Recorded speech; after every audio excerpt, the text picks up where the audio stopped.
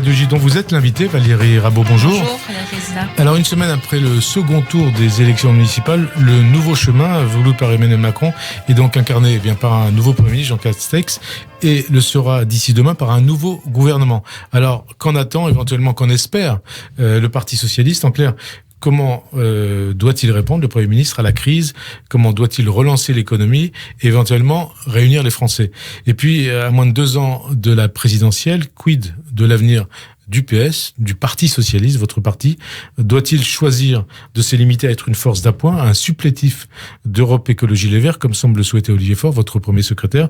Ou peut-il encore se rêver en leader de la gauche et puis aussi, et surtout, en parti de gouvernement? Mais pour commencer, Valérie Rabault, une question très simple. Que vous inspire l'arrivée de Jean Castex à Matignon? Pas grand-chose. C'est-à-dire tout simplement parce que ce qui compte dans un gouvernement, c'est la ligne politique qu'on veut porter. Donc là, on a eu quelques idées pas très articulées dans le journal du dimanche. Dont on va parler dans quelques instants. Moi, je considère que le président de la République fait ses choix. Édouard Philippe, je ne partage pas ses idées, vous le savez. N'empêche que je considère que dans l'incarnation de la fonction de Premier ministre, il a vraiment fait très bien le job. Et ne me faites pas dire ce que j'ai pas dit. Je ne partage pas ces idées. Quand on est responsable politique, il y a 2 choses. Il y a les idées qu'on porte et la manière, soit dont on les incarne, soit dont on les met en œuvre. Eh bien, je considère, je ne partage pas les idées d'Édouard Philippe, parce que je sais que, vu ce que je viens de dire, on va me faire dire beaucoup de choses. Je ne partage pas les idées d'Édouard Philippe. En revanche, je considère qu'en tant que Premier ministre, il a vraiment bien fait le job. Voilà. Il a bien fait le job. Vous le dites 3 ans après, peut-être que dans quelques mois, vous direz la même chose de Jean Castex. Non, mais je l'ai déjà dit, j'ai pas attendu aujourd'hui pour le dire, donc j'ai déjà eu l'occasion de le dire. C'est pour ça que vous me posez la question sur Jean Castex, je ne le connais pas, je n'en sais rien, je ne sais pas comment il va prendre en main le job. Ce que je ne sais pas, c'est quelle est la ligne qu'il va vraiment mettre sur la table, parce que quand il dit je suis gaulliste social, ça veut dire quoi, je suis gaulliste social? Il veut remettre la peau de solidarité sur la fortune, il veut faire un plan de relance économique, il veut déployer la prime climat que nous portons. Vous voyez, il y a plein de choses. D'abord, une précision, un point de détail, comme dirait l'autre. La députée insoumise Danielle Obono a défini Jean Castex sur son compte Twitter vendredi, je la cite, comme étant un homme blanc de droite, bien techno et gros cumulard. Eh bien, une question simple, Valérie Rabault, est-ce acceptable qu'une députée de la République définisse un homme politique, à sa couleur de peau? La réponse est non. Par la couleur de peau. La réponse est non. Donc, et je trouve que ce tweet n'est pas acceptable. C'est-à-dire qu'est-ce qu'on a besoin de définir un responsable politique par sa couleur de peau? Si elle avait cité une autre couleur, j'imagine que on aurait pu avoir d'autres commentaires. Donc non, il faut arrêter ce débat. Ouais. Certains cherchent à importer en France un débat qui existe aux États-Unis, qui est sans doute bien réel, mais qui n'est pas qui ne correspond pas aux difficultés qu'on peut avoir aujourd'hui sur d'autres sujets d'intégration. Donc je trouve que ce tweet n'est pas bienvenu. Ce tweet de Danielle Obono, on est d'accord. Voilà. Parce que c'est la comparaison, le parallèle que vous faites. Si un autre député ou une autre députée avait dit c'est un homme noir, une femme noire, ainsi de suite, on aurait dit c'est du racisme. Sans doute. Et là, est-ce que c'est du racisme de la part de Bono? C'est une forme de racisme. Dès que vous définissez une personne par sa couleur de peau, pourquoi a-t-elle besoin de définir le nouveau Premier ministre par sa couleur de peau? Qu'est-ce que ça signifie? Qu'est-ce qui se cache derrière? Et votre réponse, c'est quoi? Ma réponse est que dans la République universelle qui est la nôtre, la définition d'une personne par sa couleur de peau n'a pas sa place. Quelle que soit la couleur de peau. Quelle que soit la couleur de peau. D'ailleurs, un petit rappel, Valérie Rabault, et un rappel pour nos auditeurs. Danielle Obono avait rendu hommage ici même sur Radio J, c'était le 5 novembre 2017, ça remonte à 3 ans. Donc elle avait rendu hommage à la porte-parole du Parti des indigènes de la République, Ouria Boutelja, sa camarade, disait-elle, et avait refusé de dire si les propos de Boutelja sur, je la cite, Ouria Boutelja, les juifs boucliers et tirailleurs de la politique impérialiste française et de sa politique islamophobe étaient racistes ou non. Vous êtes présidente du groupe socialiste à l'Assemblée, vous êtes l'une des dirigeantes les plus importantes du Parti socialiste et donc de la gauche. Comment vous expliquez qu'une partie de la gauche, justement, dérive ainsi vers le racisme, le racialisme et éventuellement l'indigénisme et donc toutes ces idéologies un peu malsaines? Oui, alors ça ne concerne pas le Parti socialiste, non, ça ne concerne pas la gauche de gouvernement, ça ne concerne pas. Évidemment, moi, si vous me demandez, je condamne ce type de propos. Alors là, il n'y a même pas une seule hésitation possible. La gauche, elle a une tradition universaliste. Elle a porté ses valeurs. Vous savez, quand nous avions, c'est Olivier Faure qui, les manifestations en soutien à la place de la République, qu'il avait proposé aux autres partis, quand il y a eu des attaques antisémites. Donc, sur tous ces sujets-là, le Parti socialiste, la gauche de gouvernement, est très clair. Non, le racisme, l'antisémitisme. Oui, ouais. Je ne vais pas vous parler pour les autres. Faut leur poser la question à eux, pas à moi. Mais moi, je condamne fortement ce type de propos.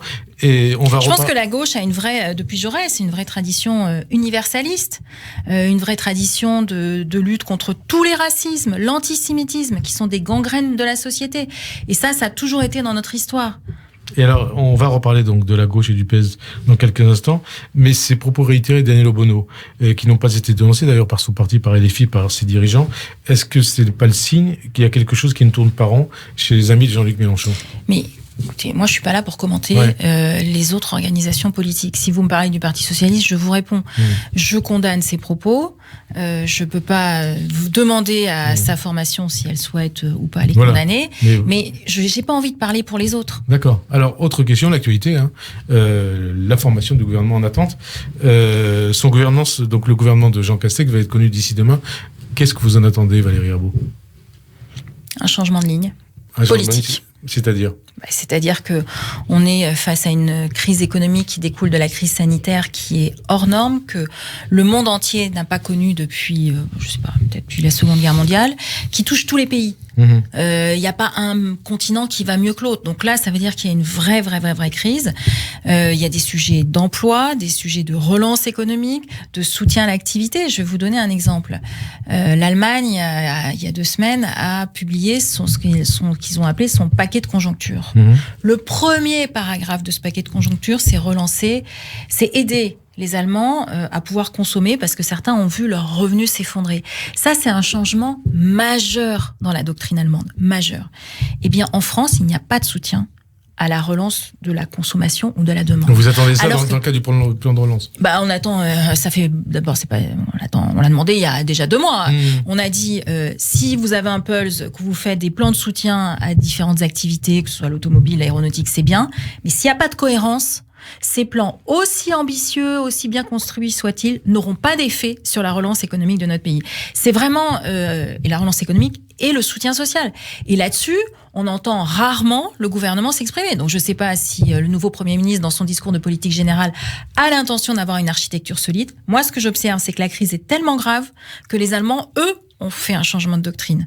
Il y a 2 semaines. On va parler alors de tous ces points précis dans quelques minutes. D'abord, le gouvernement est en cours de formation. La crise du coronavirus a poussé Emmanuel Macron à lancer des appels à la concorde, à la France unie et même à l'union nationale. Est-ce que vous y croyez ? Est-ce que d'ailleurs, vous-même, vous avez été contacté par le nouveau Premier ministre pour entrer au gouvernement ? Alors, pas par le nouveau Premier ministre. Mais vous avez été contacté ? Non, il peut y avoir des... Ouais. Je ne veux pas vous répondre. On vous a proposé d'entrer au gouvernement. Oui. Ce que je veux dire, c'est qu'il peut y avoir des discussions. Moi, je suis très claire.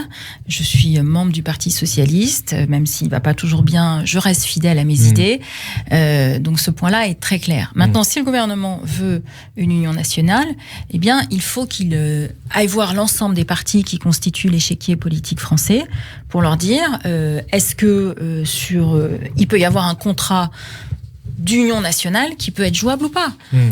Ce qu'on constate, c'est que ni le président de la République, ni le gouvernement précédent, ni l'actuel ne font ce type de démarche. Donc l'union nationale, c'est pas quelque chose qui se décrète tout seul. C'est quelque chose qui se construit. C'est difficile.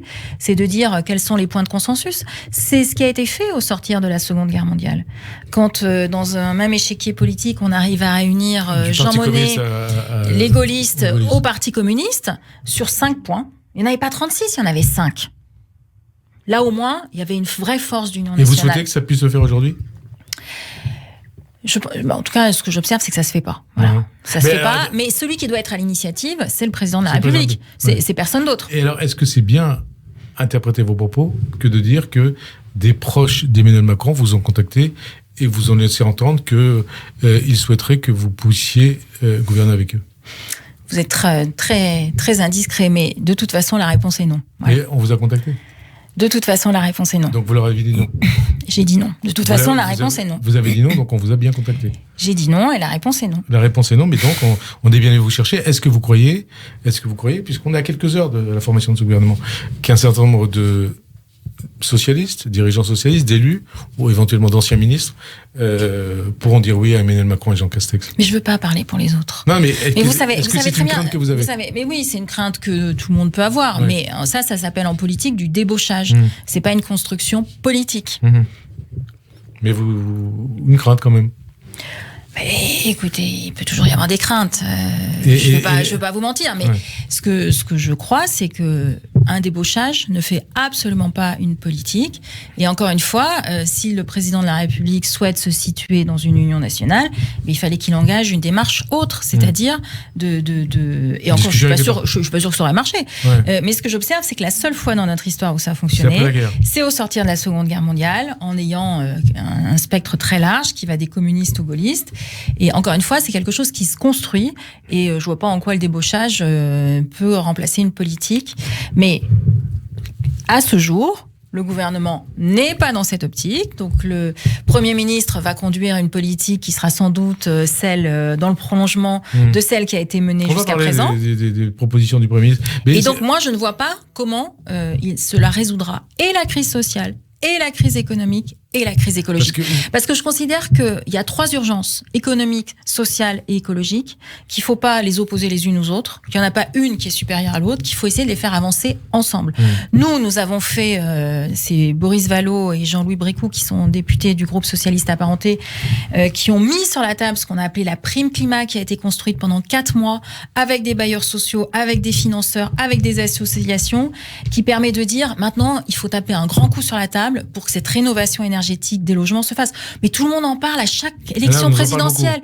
Oui, mais on nous en parle beaucoup. 7 millions de passoires thermiques, etc. Si vous arrivez à faire de la vraie rénovation, mais je le dis, je profite de votre antenne pour le dire, parce que je trouve que cette prime climat est géniale. Elle permet à la fois de résoudre la crise économique, écologique et sociale. Si votre facture de chauffage baisse de 500 € par an, parce que c'est pas négligeable. C'est pas négligeable socialement. Ça fait travailler le bâtiment, c'est-à-dire véritablement une activité qui peut pas se délocaliser, qui est vraiment locale. Quand le bâtiment marche, tout marche. Et ça fait baisser les émissions de CO2. On l'a vu pendant le confinement. L'activité économique a chuté de 30%. Est-ce que les émissions de CO2 ont chuté de 30%? Plus ou moins. Non. Plus ou moins. Ouais, non, pas tout à fait. Pas tout à fait, parce que le gros du gros, c'est le bâtiment. Et tant qu'on ne mettra pas un grand coup sur la table pour faire cette rénovation énergétique, eh bien, il y a rien qui se passera. Aujourd'hui, tous les process. On dit qu'il faut à peu près 15 milliards par an pour ça. Mais tous les process qui existent, c'est de dire, on donne 30% d'aide selon les revenus des personnes. Sauf que si vous n'arrivez pas à payer les 70% de restant de la facture, qu'est-ce que vous faites? Vous faites pas. Eh ben, vous faites rien. Alors, attendez, un petit retour en arrière. Donc, la prime climat, ce sont des subventions et une avance remboursable. Avant de poursuivre là-dessus sur les points du éventuel programme du gouvernement, pour le discours de politique générale du Premier ministre, les socialistes qui pourraient être attirés, qui pourraient dire oui à Emmanuel Macron et Jean Castex, ça serait des traîtres pour vous? Il s'inscrirait en dehors du parti. Mais des traîtres ou pas? Mais je ne sais pas s'il faut dire un mot de traître. Il serait plus socialiste.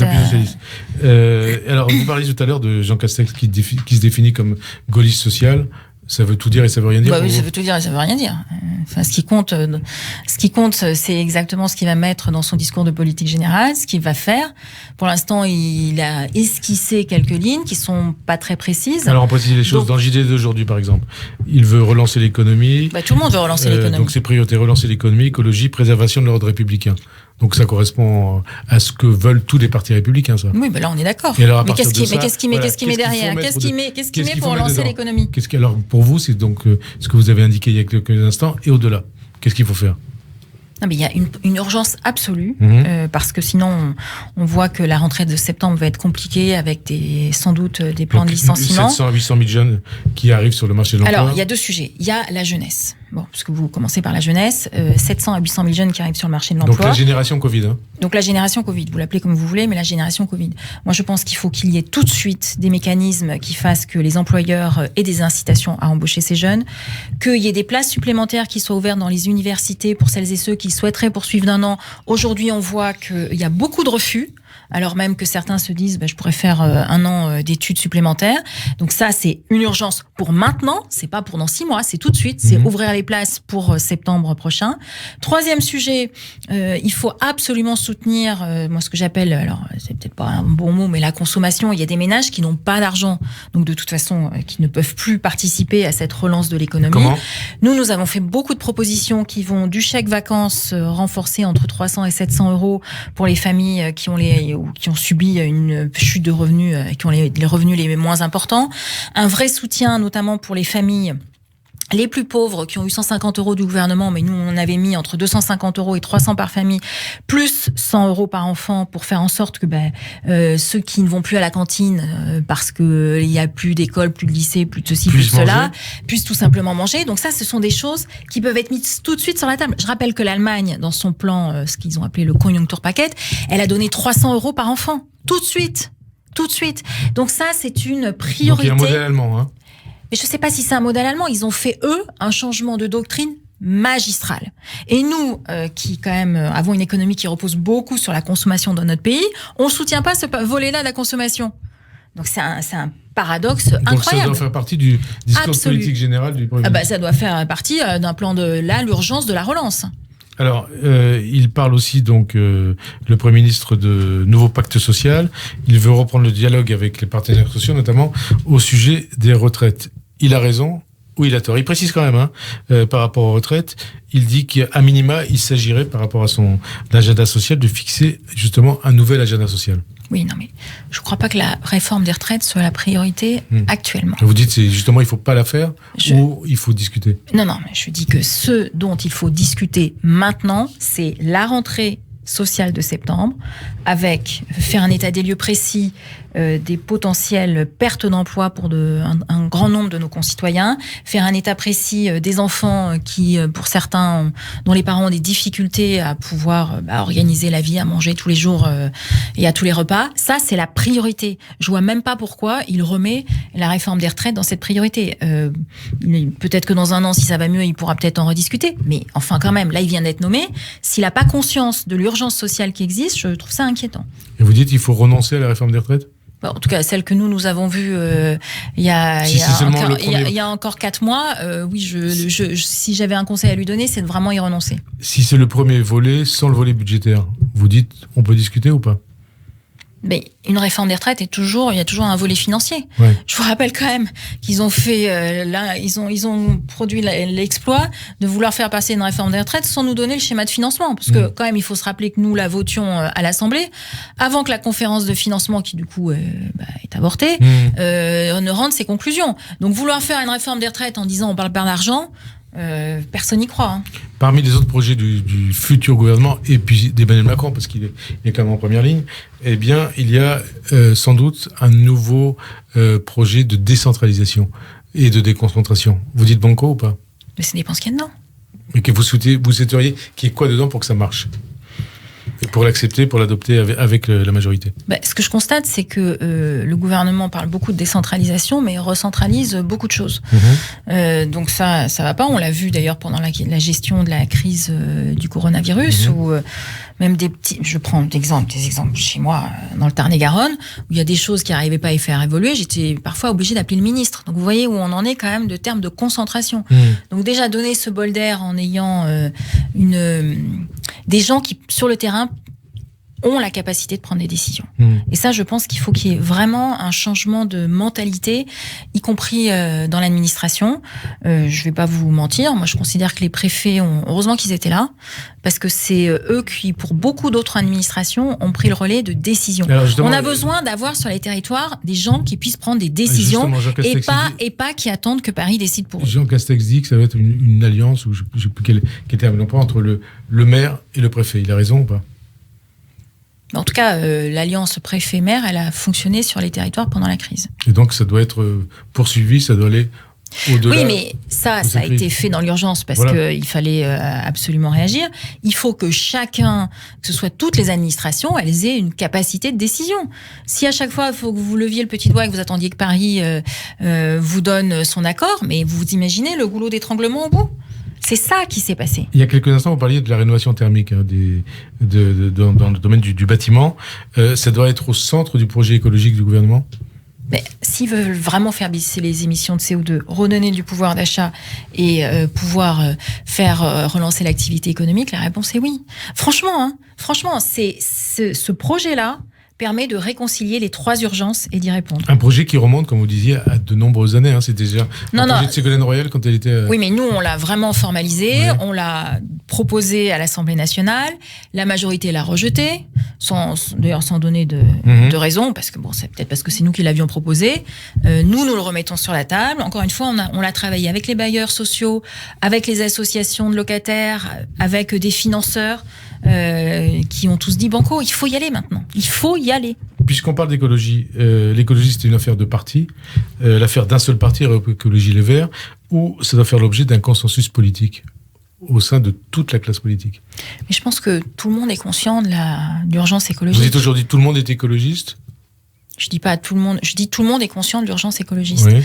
Mais encore une fois, pour moi, alors peut-être que d'autres penseront différemment, si le Parti socialiste s'appelle social-écologiste, c'est que, en tout cas, porte comme ligne rouge la social-écologie, c'est vraiment de dire que le volet social reste notre ADN, parce que, encore une fois, la vie, c'est l'organisation pour que chacun puisse vivre décemment. Et vivre décemment, ça suppose aussi de pouvoir respirer décemment, pouvoir se déplacer décemment, pouvoir faire en sorte de protéger la terre. Mais moi, je n'oublie pas que l'activité économique est importante et que le volet social est extrêmement important pour la cohésion de notre société et puis en fait pour que chacune et chacun puisse bien vivre. Alors une semaine après le second tour des élections municipales, quel bilan vous en faites, vous en tant que président du groupe socialiste à l'Assemblée, et est-ce qu'il y a un modèle marseillais à suivre après la victoire de Michel Ruburola à Marseille ?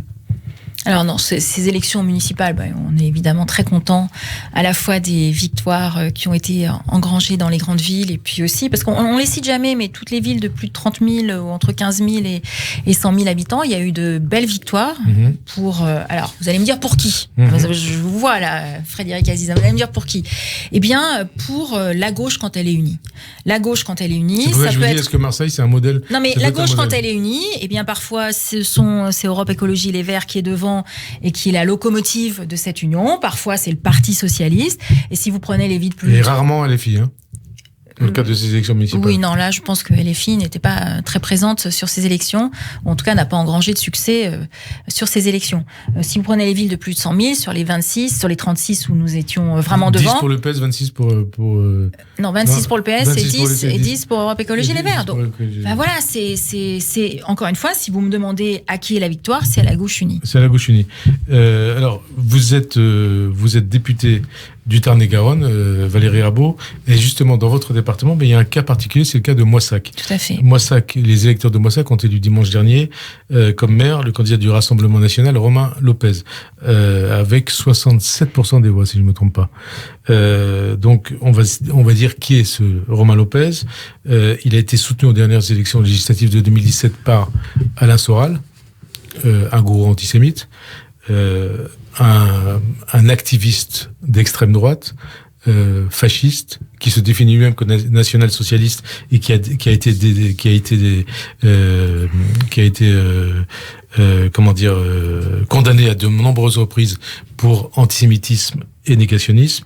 Lopez, qui s'est illustré par la publication de tweets antisémites et amicaux envers Soral. Comment vous expliquez que Moissac, ville des justes parmi les nations, puisque les habitants de Moissac pendant la guerre ont sauvé 500 juifs, aucun d'entre eux n'a été déporté, et parmi eux Serge Klarsfeld. Donc comment vous expliquez que 70 ans après la Shoah, les habitants de Moissac aient choisi d'élire un maire tournant le dos, on va le dire, à cet héritage républicain? Alors si j'avais la réponse... Vous êtes du département, donc vous avez c'est pas une ville de ma circonscription, mais c'est effectivement une ville de mon département, puis c'est une ville que j'aime beaucoup. Vous l'avez rappelé, pendant la Seconde Guerre mondiale, Moissac a hébergé 500 enfants, parce qu'il s'agissait d'enfants, donc aucun n'a été déporté. ce qui est, je crois, assez extraordinaire. Donc il y avait Serge Klarsfeld notamment, il y avait le frère de Daniel Cohn-Bendit, Gabriel Cohn-Bendit. Exactement. 500 enfants. 500 enfants qui ont été chez des agriculteurs, dans les familles vraiment protégées. Qui doivent leur vie aux habitants de Moissac. Et qui doivent leur vie aux habitants. Et petits-enfants doivent leur vie aussi aux habitants de Moissac, des héros silencieux. C'est-à-dire, ça a vraiment été... je suis très émue de cette histoire que nous continuons à découvrir sur l'histoire de Moissac. Alors, ce qui s'est passé, l'élection du Rassemblement national à Moissac est évidemment pour nous un choc. Je crois que dans la gestion d'une ville, notamment je parle pour le maire sortant et pour l'équipe sortant, il faut que on montre vraiment qu'on a une action. C'est-à-dire que la ville, elle est tenue, qu'il n'y a pas des déchets qui traînent, que les rues sont entretenues. Ça, c'est vraiment important pour le cadre de vie et pour aussi le ressenti des habitants. Je sais que ce volet-là a beaucoup compté pour en discuter avec un certain nombre... Beaucoup compté pour les électeurs. Hein. Pour les électeurs. Bon, je ne sais pas ce qu'ils ont voté, mais enfin, en tout cas, je sais que ce volet-là est intervenu dans le débat de la campagne municipale. Je crois aussi que quand on est à la tête d'une commune, il faut toujours réfléchir à son futur et à l'évolution de son activité. Moissac est une terre d'arboriculture, une terre agricole. Vous avez le chasselas de Moissac qui est délicieux d'ailleurs en mois de septembre. Le raisin. Hein. Le raisin, voilà.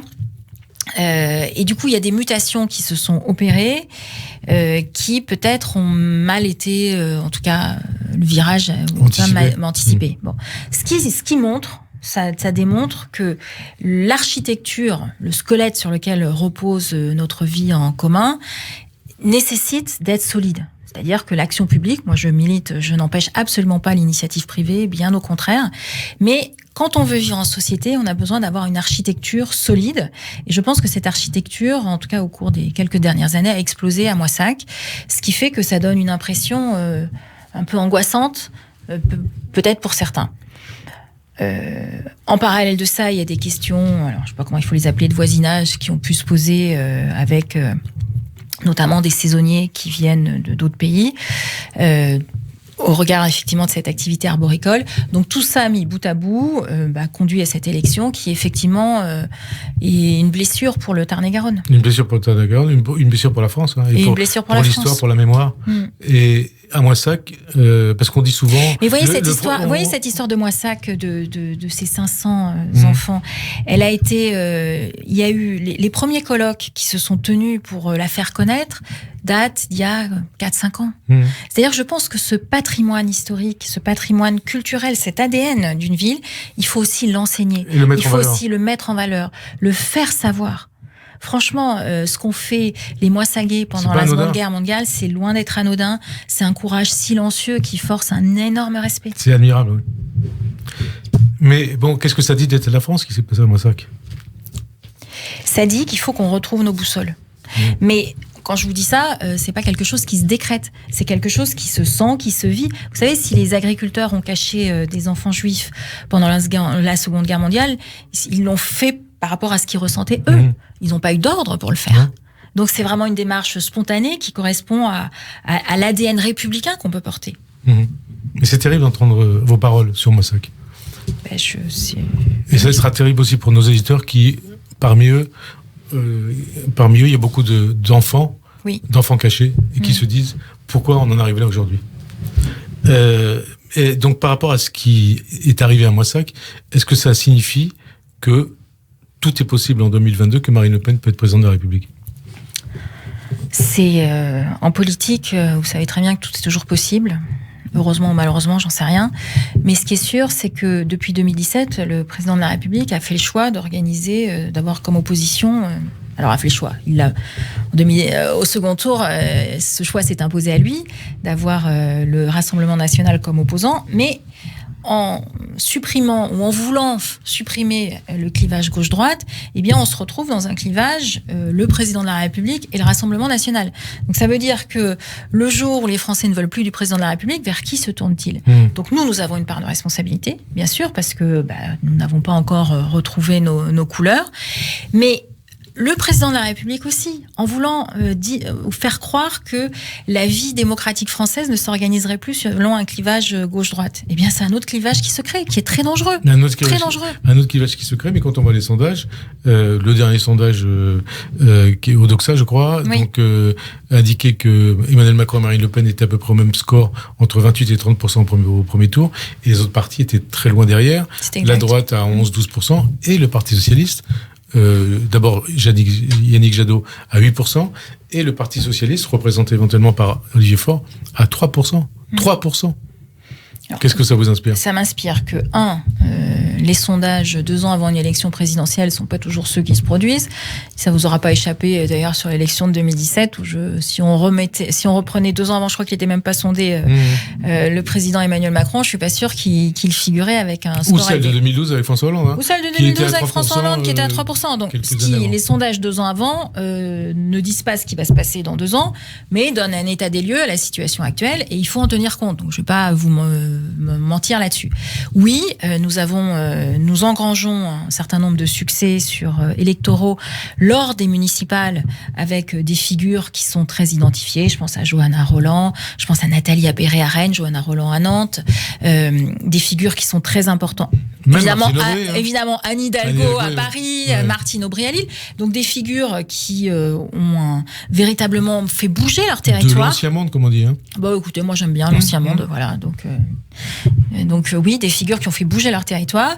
Et cette architecture-là ou cette retranscription-là, effectivement, on peine à l'incarner au niveau national et à remettre dans le débat les idées que nous portons. Moi, je vais réinsister sur cette prime climat qui me tient vraiment à cœur et dont je pense qu'elle aurait beaucoup d'effets à la fois sur les 3 urgences écologiques, sociales et économiques. Ça, c'est ma conviction profonde. Je pense qu'il y a besoin d'avoir un investissement là-dessus. Je sais que l'Europe, elle aussi, commence à se positionner en se disant mais il faut vraiment qu'on passe à la vitesse supérieure, sinon il n'y a rien qui bougera.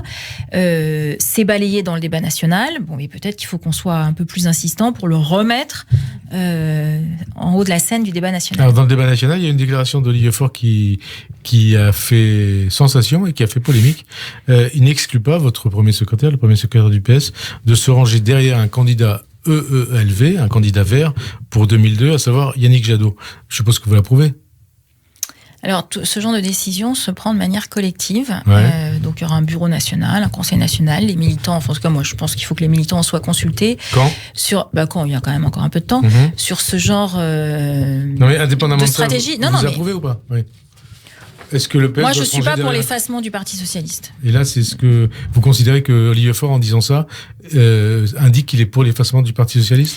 Je pense que je peux pas vous dire qu'il faut.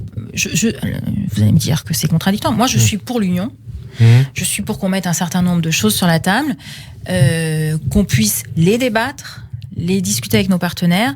Donc, prendre une décision là, maintenant, tout de suite, ça ne me paraît pas opportun. Non, mais est-ce que vous dites Olivier Faure a tort ? Mais à l'instant T, je pense que moi, je n'aurais pas fait ce genre de déclaration à l'instant T. Vous l'avez pas fait d'ailleurs. Ben, voilà. Et vous dites il s'est trompé ? Mais je dis, posez-lui la question à lui. Non, Moi, ce que je vous dis, c'est que au sortir des municipales, c'est la gauche unie qui a remporté de nombreux succès, que cette gauche unie, elle a effectivement des composantes plurielles, que dans les différents cas de figure, eh bien, soit nous étions devant dans les 2/3 des cas, si vous prenez les villes de plus de 100 000, Europe Écologie, les Verts étaient devant dans 1/3 des cas, et donc tout ça, ça doit être mis sur la table. Donc je ne fais pas de déclaration aujourd'hui. Et donc vous voulez pas vous ranger derrière EELV. Vous voulez pas que le Parti socialiste soit le parti supplétif d'Europe Écologie Les Verts. Mais c'est pas ce qui s'est passé pour les municipales. Non, mais je parle de la déclaration des mais d'accord, mais je sais que vous voulez me la faire commenter pendant de nombreuses minutes. Non, mais je vous dis juste qu'une stratégie de la gauche unie, elle doit être le reflet de ce qui s'est passé pour les municipales. Et donc, ça ne s'agit pas d'être le supplétif de qui que ce soit. Alors, il ne s'agit pas d'être le supplétif de qui que ce soit. Yannick Jadot, aujourd'hui, parle dans le JDD. Il confirme se préparer à la présidentielle de 2020, c'est tout à fait légitime. Il a le droit. Il a le droit de le faire et il a le droit de le dire. Il a le droit de le faire et il a le droit de le dire. Est-ce qu'une candidature Jadot ne risque pas de marginaliser une éventuelle candidature PS Valérie Rabault ? C'est bien pour ça qu'il faut qu'il puisse y avoir des discussions avec l'ensemble des partenaires au regard de ce que nous venons de faire pour ces municipales. Où tout le monde disait le PS a disparu, non, là, ce qui vient de se passer pour la municipale a quand même démontré le contraire. Alors je sais qu'il a fallu que le dimanche soir des municipales, c'était pas tout à fait ce qui ressortait. Puis avec la semaine, ça s'est décanté, tout le monde a regardé les résultats. On s'est dit, ah oui, quand même, le PS, il est plutôt bien positionné. Et alors ça veut dire que pour trouver le bon candidat, le candidat idoine, le candidat qui peut gagner, il faudrait une primaire de toute la gauche ou pas avant 2022? Non, je pense que déjà il faut discuter, que l'ensemble des partis discutent entre eux et voilà ce que vous pouvez faire. Exactement. Ségolène Royal, en tout cas, elle se verrait bien dans le rôle d'une candidate éventuellement du nom de la gauche en 2022. Vous dites ça peut être une bonne je pense idée. qu'il y aura d'autres aussi. Non, mais elle, vous en pensez quoi? Ça peut, elle peut être une candidate? Non, mais elle a été candidate, elle a déjà mené une campagne il y a très longtemps. Oui, il y a 13 ans. Ouais. Voilà. Et elle peut redevenir candidate? Mais vous voulez me poser des questions. Je sais pas qui d'autre sera candidat. François Hollande, si un jour vous me réinvité et que je sais pas, il y a 5 candidats qui déclaraient que vous me demandez mon avis, je vous le donnerai. Non, mais c'est que je vais est-ce pas qu'on vous peut être donner. candidate 15 ans après avoir été battu? C'est ça la question. En politique, rien n'est jamais définitif. Ça, pour le coup. Donc pourquoi pas? C'est une vraie leçon. Et François Hollande, pareil, il peut revenir? Il faudrait lui demander s'il veut revenir, mais Vous croyez qu'il peut revenir? Je n'en sais rien. Vous ne savez rien. En tout cas, on arrive à la fin de cette émission. Valérie Herbault, une question qui n'a rien à voir avec tout ça. C'est une question politico-judiciaire, on va dire.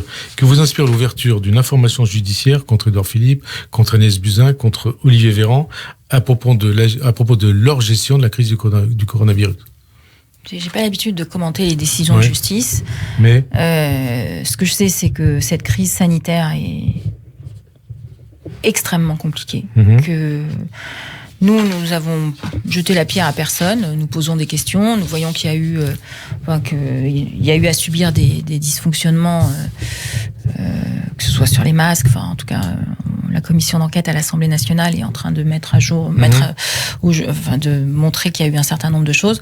Donc, moi, je ne commande pas les décisions de justice. Voilà.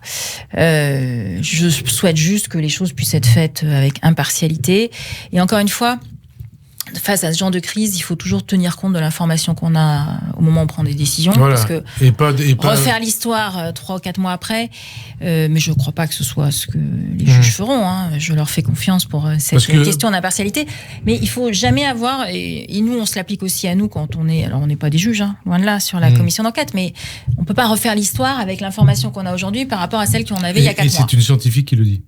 Oui, mais c'est très important. Oui, mais c'est pour ça que je précise les choses. Il faut toujours regarder avec l'état de l'information dont on dispose. Parce que forcément, vous savez, des gens qui vous refont l'histoire 6 mois après, il y en a beaucoup.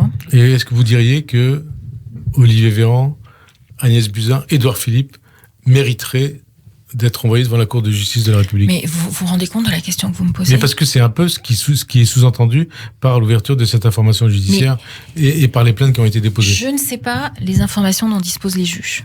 Je ne sais pas les enquêtes qu'ils vont mener. Vous me posez une question à laquelle je ne peux pas répondre. Et encore une fois, moi, je suis très attachée à la séparation des pouvoirs. Je dis juste une chose, c'est qu'il faut toujours regarder les décisions qui sont prises au regard de leur contexte et pas avec les informations dont on dispose 6 mois après. Mais je pense que les juges le feront. Merci en tout cas Valérie Herbault d'avoir répondu à notre invitation. Bonne fin d'après-midi sur Radio J et à dimanche prochain. Merci.